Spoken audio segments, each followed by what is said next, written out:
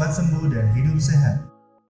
Kalau cerebral palsy ini sebenarnya seperti apa sih, Dok? Sudah jalannya sulit, dibully juga. Mas Dani lakukan ini adalah kita bicara kedewasaan berpikir ya terhadap dirinya sendiri. Jadi insight yang luar biasa matur, luar biasa dewasa. Oke, Dok, untuk video kali ini kita mau reaction, Dok. Jadi ini tantangan nih. Biasanya kan dokter tuh jaim ya di mata masyarakat tuh, tapi di sini kita pengen Dokter Bukovisa mereaction sebuah video yang sangat menarik dan inspiring, yang sumbernya itu sebenarnya aslinya channel-channel lucu, tapi kita ada satu video yang benar-benar menarik bagi kita karena ini relevan sekali dengan spesialisasinya Dokter Bukovisa, neurologi.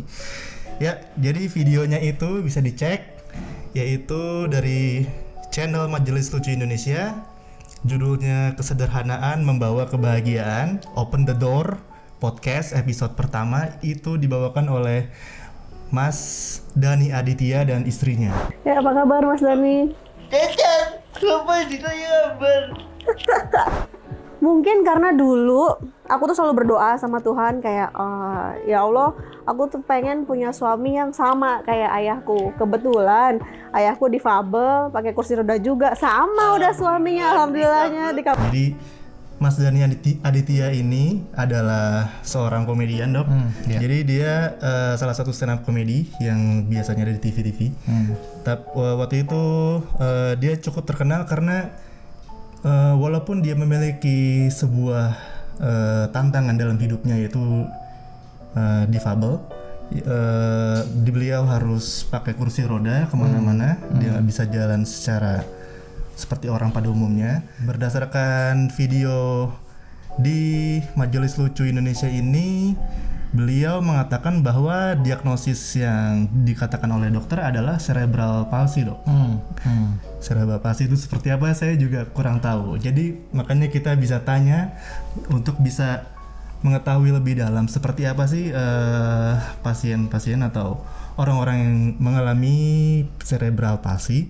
Tapi kita mungkin membahas sebuah fenomena di mana ada orang yang memiliki difabilitas tapi bisa tetap berkarya dan sukses di bidangnya, yaitu sebagai komedian.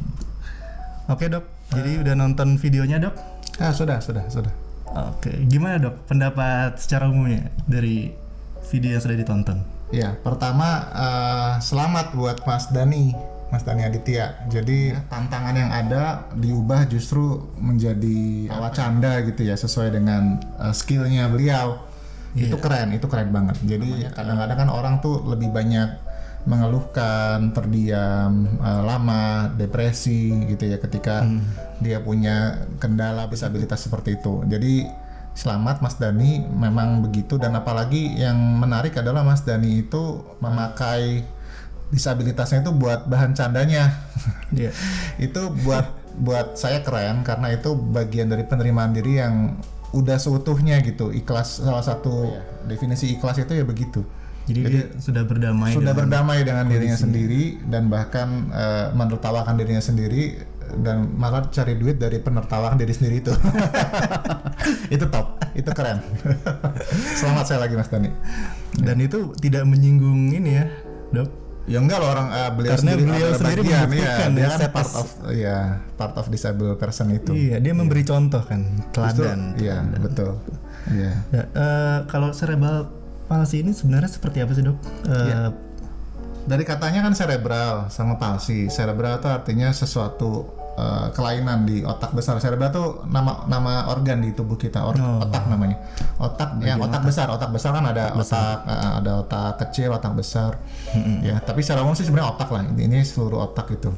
Ya, palsy itu artinya ya gangguan gerak, ya, lumpuh atau gerakannya sangat kaku ya, dan seterusnya. Intinya semua gangguan gerak tuh kita bilangnya sebagai palsy. Nah, ini cerebral palsy ya begitu.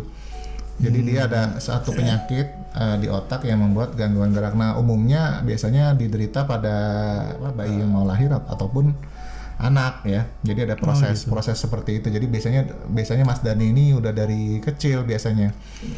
Ya, jadi waktu itu ada masa tumbuh kembang yang kemudian ada sesuatu yang terjadi Yang kita nggak tahu apa, mungkin ya Mas Dani yang lebih paham. Yang membuat gangguan otak sama Mas Daninya, apapun itu, bisa infeksi otak atau kecelakaan, ya kebentur hebat otaknya, atau perdarahan, misalnya ada gangguan pembuluh darah yang tidak umum gitu biasanya, dan seterusnya gitu. Atau masalah persalinan sendiri, misalnya kan suka ada masalah-masalah yang berat ya dalam persalinan atau waktu kehamilan, itu yang bisa mengganggu otak dari janin ya. Nah itu hal-hal yang bisa menyebabkan kesana gitu. Oh begitu. Tapi dari video yang kita barusan tonton dok, jadi beliau ini baru aja punya anak ya, dan anaknya ini alhamdulillah normal dok. Alhamdulillah. Berarti cerebral palsy itu tidak menurun ya? Atau apakah ada resesi? Biasanya tidak diturunkan. Kalau yang lain tuh ya kita sebutnya bukan cerebral palsy, memang ada penyakit genetik tertentu ya, misalnya penyakit genetik terhadap otot atau apa, ada sih. Tapi gitu. Bukan ini. Kalau cerebral palsy memang tidak diturunkan, biasanya didapat ya. Didapat karena accident atau? Ya ada satu musibah lah waktu terjadi. Ya. Oke, tapi dampaknya itu sebenarnya kelumpuhan, mohon maaf, ini kelumpuhannya ini, itu apakah harus ada di kaki atau bisa di bagian tubuh mana? Bisa, di pita suara pun bisa, jadi semua otot ya, itu bisa. Jadi misalnya kayak suaranya jadi tampak agak sengau, terus kemudian tangannya mungkin juga nggak terlalu optimal geraknya, atau kakinya juga sulit berjalan sebagaimana kita bisa berjalan, ya itu menjadi salah satu itu. Jadi intinya otot-otot yang pengaturan, termasuk pengaturan koordinasi otot ya, itu juga dipengaruhi otak, dan kalau kena ya itu bagian dari gejala cerebral palsy. Ya. Jadi berarti bisa otot manapun, termasuk yang misalnya sensorik kayak mata, telinga gitu? Kalau sensorik enggak, otot beda ya? Beda. Ya. Otot misalkan tangan, ya. kaki. Jadi kalau kemampuan indera biasanya bisa nggak ada masalah ya. Oh gitu. Nggak ada masalah. Termasuk kemampuan intelektual kayak gini kan, bikin joke ini susah loh. Maksud saya. Iya. Merangkai yang benar-benar itu, termasuk bahkan penerimaan terhadap diri sendiri itu kan butuh kemampuan cognition yang luar biasa. Jadi Mas Dandi ini top gitu. Jadi beliau memang memanfaatkan yang masih banyak diberkahi Tuhan gitu ya. Ya Tuhan masih ngasih kemampuan kognitifnya, dipakai betul untuk profesinya Mas Dani sekarang, itu keren. Hebat. Itu inspiring ya, karena saya hampir nangis dok. Gitu, nangis sih benar. Maksudnya ada orang yang kan kadang-kadang kita semua orang tuh punya ada masalah ya di dalam hidupnya. Ada yang misalnya diputusin pacar, ada yang misalkan nggak lulus kuliah. Nah ini masalahnya dari kecil dok ya. Bisa dari kecil, dan ini sampai sekarang pun masalahnya nggak selesai, itu ya cerebral palsy-nya itu, tapi dia move on dan bisa berkarya, bahkan bisa lebih sukses dari anda yang nonton. Ya itu dia, mantap. Itu dia, mudah-mudahan rezekinya lancar. Amin. Dan tetap bikin episode berikutnya nih, Open the Door. Iya. Saya penasaran banget berikutnya siapa yang akan diundang gitu kan sama Mas Dani di podcast. Nah, istrinya ini sendiri yang jadi undangan di episode pertama ini juga menarik dok. Jadi istrinya ini sebenarnya secara medis tidak ada masalah, namun orang tuanya itu saya agak lupa, mungkin ayahnya itu sama juga dok, jadi pakai kursi roda juga. Saya kurang tahu sih diagnosisnya seperti apa, cuman intinya mirip seperti Mas Dani Aditya. Dan waktu itu istrinya berdoa, walaupun dengan kekurangan ayahnya itu, tapi istrinya berdoa supaya dia bangga dengan keluarganya, berkecukupan kasih sayangnya, terus rezekinya juga disyukuri gitu dok. Dan kemudian dia berdoa, ya Allah semoga dia mendapatkan suami atau pasangan yang sama seperti bapaknya. Nggak taunya beneran sama. Dan itu menjadi komedi bagi Mas Dani Aditya.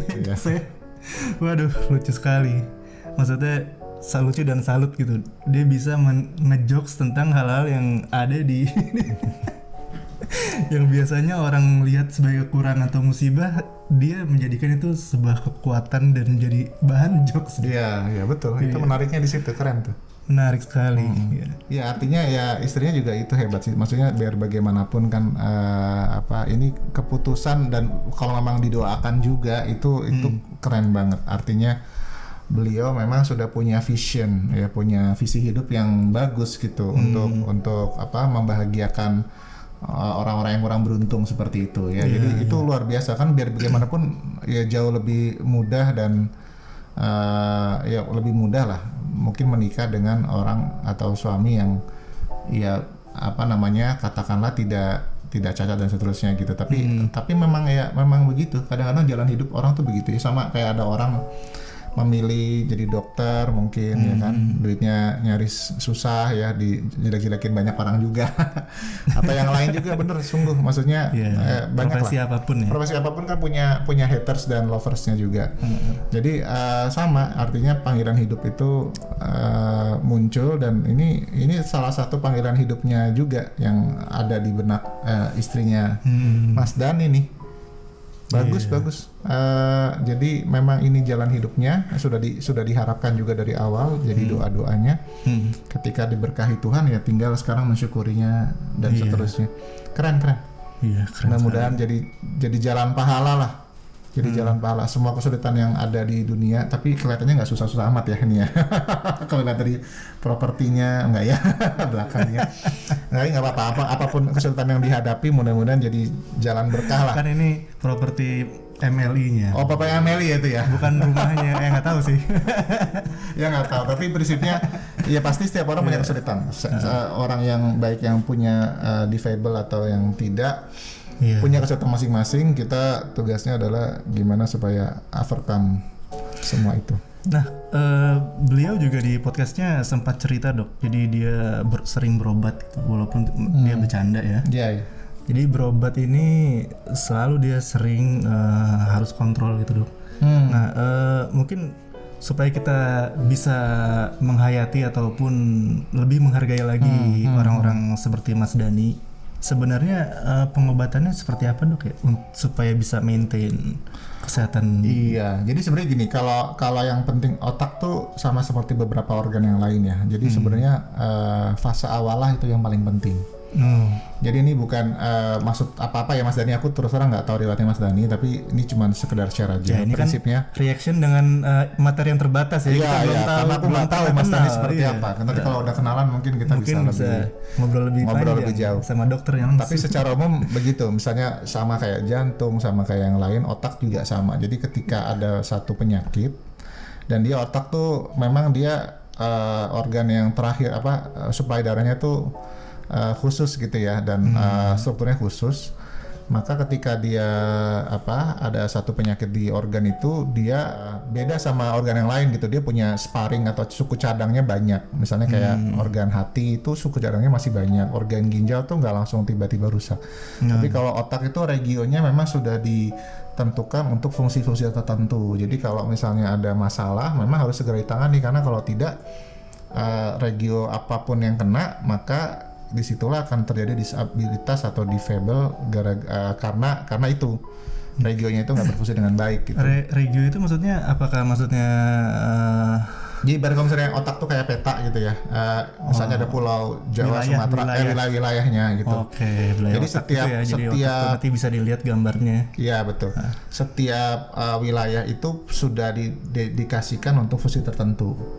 Jadi walaupun memang ada teori plastisitas ya, artinya bisa jadi misalnya kalau saya boleh ngambil contoh, kita mau bangun rumah nih, ada 10 tukang, satu ekspertisnya atau spesialisasinya tuh bikin fondasi, satu lagi misalnya bikin atap gitu. Nah itu otak tuh seperti itu, jadi nggak semuanya, jadi orang tuh udah terspesialisasi. Cuma bisa saja ketika misalnya amit-amit ada masalah yang bikin atap pergi atau nggak bisa kerja lagi, maka nanti akan dilatih orang-orang yang nggak terbiasa ini untuk mengambil alih tugasnya si yang bikin atap misalnya. Itu yang kita istilahkan sebagai plastisitas. Memang masih ada, tetapi biar bagaimanapun yang terbaik adalah prevent atau cegah penyakit yang menuju ke otak itu, apapun itu. Nah, jadi banyak soalnya penyakit menuju otak tuh banyak, ada infeksi. Yang paling sering di Indonesia itu kalau anak kecil masih infeksi untuk anak-anak ya. Iya. Itu masih infeksi. Terus kalau dewasa tuh paling banyak stroke. Nah, jadi kalau misalnya udah mulai demam-demam, sakit kepala atau bahkan ada kejang, itu mesti segera ke dokter ditangani yang terbaik.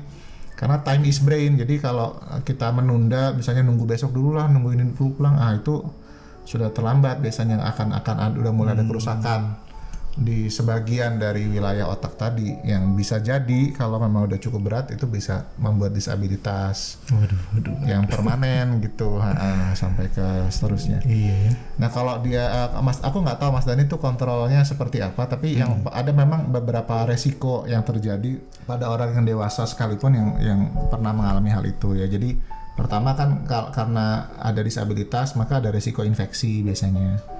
Jadi tergantung, misalnya kalau otot-otot menelannya juga bermasalah, maka atau kadang-kadang sekali episode dia bermasalah, sekali episode oke, maka itu perlu dipantau memang. Jangan sampai nanti kayak gitu makanannya salah masuk, jadi masuk organ pernafasan, nanti akan terjadi infeksi paru. Biasanya seperti itu. Jadi mungkin itu yang perlu dikontrol. Dan kalau misalnya termasuk penyakitnya, jadi saya nggak tahu penyakitnya Mas Dani. Kalau penyakitnya itu tipenya adalah yang dia ada faktor-faktor yang beresiko. Misalnya kalau dia kelainan pembuluh darah, berarti kan harus dijaga tensinya segala macam. Mungkin itu tujuan kontrolnya. Jadi lebih ke pengendalian, jangan sampai terjadi lagi penyakit otak yang dimaksud gitu. Oke. Jadi di sana sih mungkin. Mas Dani ini sebenarnya pas ketika ngomong itu sebenarnya agak kesulitan sih dok. Gitu ya? Iya, tadi saya juga dengar sih. Tapi mungkin nggak sih dok, misalnya ada orang yang dari kecil sampai misalnya di masa-masa muda kuliah gitu masih sehat, tapi tiba-tiba dia mengalami kelumpuhan atau gejala-gejala yang menuju mirip seperti cerebral palsy ini dok. Bisa ya? Jadi nggak harus dari kecil sebenarnya? Nggak harus. Misalnya contoh kecelakaan bisa terjadi di usia apa aja kan. Misalnya dia dibawa bapaknya anak kecil, dibawa bapaknya nggak pakai helm, bapaknya sih pakai helm, anaknya enggak misalnya. Kalau ada kenapa-napa jatuh ya itu bisa ada risiko tersebut ya. Iya bisa. Terus ya di luar penyakit yang lain ya, misalnya kalau yang penyakit yang lain tadi ada infeksi otak tadi misalnya, mohon maaf ada, kita kan juga masih banyak nih kasus TBC misalnya. TBC itu bisa nyerang otak juga. Kasus COVID nih juga bisa nyerang otak juga. Jadi makanya lebih kita coba kurangi, makanya sesuai protokol kesehatan itu tadi kita jaga betul. Karena memang kalau bicara infeksi menular itu ya bisa masif, memang bisa kena banyak orang dan bisa kena otak gitu juga. Iya, penyebabnya ya dok. Kalau seandainya ini dok, mungkin kan gejala seperti ini agak mirip dengan stroke ya dok. Ya. Saya kan sebagai awam mungkin saya paham. Pendapatnya seperti itu. Nah, itu lifestyle mempengaruhi juga nggak sih dok? Apakah ada lifestyle yang lama-lama kalau ditumpuk-tumpuk, misalnya darah tinggi ya, atau kolesterol itu kalau sampai melewati batas tertentu bisa sampai ciri-cirinya mirip seperti Mas Dani gitu. Ya. Pada prinsipnya saya pribadi sih bikin itu ya, konsep prasyarat otak sehat itu, konsepnya kayak buat mudah dihafal 442 gitu ya. Mungkin nanti kapan-kapan kita ngobrol itu. Saya sedang urus hak ciptanya juga. Jadi salah satu syarat otak sehat itu adalah memang macam-macam itu. Jadi otaknya sendiri harus bebas penyakit. Pembuluh darah yang menyuplai otak itu bebas penyakit. Nah, kita bicara tadi lifestyle tuh bisa ke pembuluh darah ya. Jadi misalnya darah tinggi di situ. Terus ada beberapa makanan yang untuk beberapa orang yang sensitif itu bisa memicu sirkulasi darah atau kelainan otak ya. Misalnya kayak beberapa orang yang makan garam tuh malah jadi migrain. Nah, migrain yang tidak terkontrol lama itu bisa juga mempengaruhi kedepannya otaknya gitu ya. Terus ya kolesterol ya sama. Jadi kan kalau intinya gini, otak kita tuh kan disuplai darah secara melawan gravitasi. Karena jantung kita kan di sini, kita kan makhluk yang berdiri, duduk itu melawan gravitasi. Kecuali kalau kita rebahan mulu kan nggak mungkin ya. Ya jadi selama kita nggak rebahan itu otak kita tuh ada di atas jantung, jadi ngelawan gravitasi. Nah dia tuh harus butuh pembuluh darah yang bagus. Dan otak itu disuplai sekitar 1/5 dari seluruh sirkulasi darah kita. Bayangin 1/5 tuh besar loh. Maksudnya itu kan harusnya dibagi, ada kulit, ada pencernaan, ada jantung, tubuh yang lain ya. Tubuh yang lain seluruhnya itu otak itu makan 1/5-nya, paling rakus dia dari seluruh organ tuh makan paling besar porsinya. Dan itu diantarkan melawan gravitasi, masalahnya di situ. Jadi kalau kalau suasana pembuluh darah yang menuju ke otak itu kurang bagus, apapun penyebabnya, mau darah tinggi, mau gula, mau kolesterol, apapun asam urat, ya, termasuk untuk orang-orang beberapa yang sensitif itu terpicu beberapa makanan tertentu. Nah itu bisa bikin masalah. Nah yang selain itu adalah ada zat-zat toksik yang kita konsumsi dari luar yang merusak otak secara langsung, misalnya narkoba. Jadi itu nggak lewat pembuluh darah tapi langsung Jadi sifat zatnya merusak otak gitu. Iya. Ya misalnya narkoba, terus merokok dari jalan jangka panjang itu bisa memang. Jadi hal-hal yang seperti itu kita waspadai ya, dan kalau kita udah tahu ya tentu kita, kalau memang kita mengonsumsinya amit-amit ya, mulailah program untuk menghilangkan itu. Iya. Ya, terus yang kedua adalah kalau bicara tadi lifestyle ya, tadi kalau dengan kita olahraga rutin, terus faktor resiko semua dikendalikan, darah tingginya seterusnya, mudah-mudahan insya Allah kita aman lah, otak kita aman. Dan satu hal yang menarik Dok, terakhir mungkin Mas Dhani Aditya ini kan beliau nih sangat lapang dada Dok ya, maksudnya beliau ini dari kecilnya saja walaupun dengan keadaan seperti itu tapi dia dibully Dok. Dibully juga, jadi kasihan. Maksudnya udah begini sudah jalannya sulit, dibully juga. Kata-katanya apa saya agak lupa, tapi coming back to life, move on, sampai pada akhirnya beliau berdamai Dok sama kekurangannya dan bisa menjadikan itu sebuah candaan ataupun hal yang ya itu masa lalu gitu. Nah sebenarnya kalau dari mentalitas seperti ini secara medis bisa dijelaskan nggak sih Dok, mentalitas dia untuk tetap bangkit kembali, kemudian untuk berdamai dengan kondisi terpuruknya itu apakah bisa dikaji dengan kedokteran? Bisa. Jadi ya, apa yang Mas Dhani lakukan ini adalah kita bicara kedewasaan berpikir ya terhadap dirinya sendiri. Jadi insight yang luar biasa matur, luar biasa dewasa. Kita salut sama Mas Dhani, benar sungguh. Ya maksudnya gini, orang tuh punya masalah kadang-kadang kan ada omongan dari orang luar ya. Katakanlah kita nggak terlalu banyak sahabat, tapi saya nggak tahu kasusnya Mas Dhani, tapi kadang-kadang ya kita juga bagaimana kemudian itu membuat persepsi kan tergantung battle-nya itu antara omongan orang luar yang tadi bully tadi segala macam. Lalu bagaimana insight dari kita sendiri gitu. Jadi insight kita tuh memang diuji coba, dipertahankan itu dari situ. Ketika kita bisa mengeluarkan suara kita lebih keras dibandingkan bully tadi atau yang tadi ya, keyakinan diri kita, self confidence kita juga lebih bagus tentang ini dan kita percaya ini adalah memang jalannya. Disitulah maturitas karakter itu muncul gitu, dan di sini Mas Dhani sudah melewati itu dan itu keren, sungguh keren. Jadi instead of dia jadi tambah depresi ya atau karena dengerin omongan orang terus beneran dimasukin ke hati, oh jadi saya begini ya, dibully seperti apa, oh jadi saya begitu ya, nggak punya harapan masa depan ya misalnya gitu. Terus kemudian dia membuktikan itu salah, bahkan kalau perlu malah ditargetkan supaya itu menjadi membuktikan untuk salah, itu keren. Dan keep humble seperti ini tuh keren banget. Jadi kadang-kadang ada orang yang gitu membuktikan gitu, habis itu membuktikan tuh jadi besar hati, besar kepala gitu, karena merasa udah overcome all of his problem.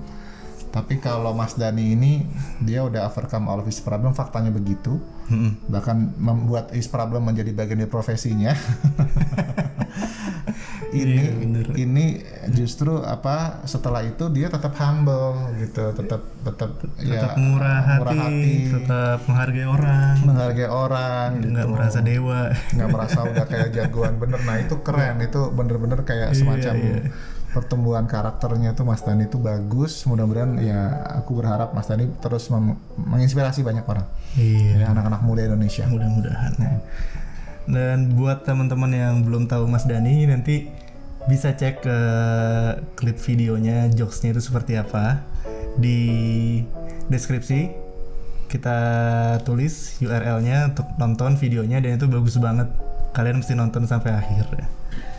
Oke, terima kasih Dokter Bukovisa. Sama-sama. Mudah-mudahan ini juga ditonton Mas Dhani dan teman-temannya sehingga bisa ada pencerahan dan orang-orang yang bisa nonton, orang-orang biasa yang nonton itu bisa lebih menghargai kepada Mas Dani dan juga orang-orang difabel yang ada di Indonesia, supaya kita bisa saling menghargai, bisa jangan membuli mereka, ajak mereka berteman karena mereka itu adalah orang-orang yang luar biasa.